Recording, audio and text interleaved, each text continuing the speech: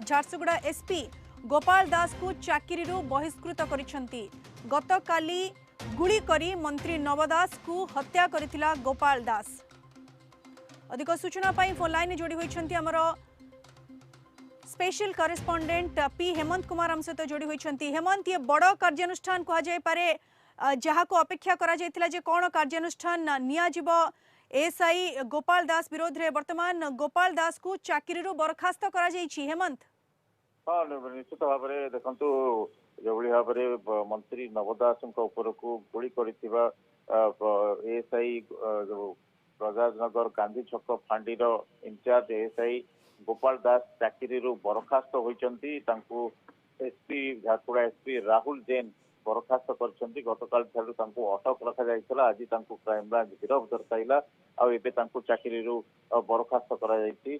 जो भाव में धारा 311 रे जो एसपी जो अधिकार रही से अधिकार रे बहिष्कार करा जायछि।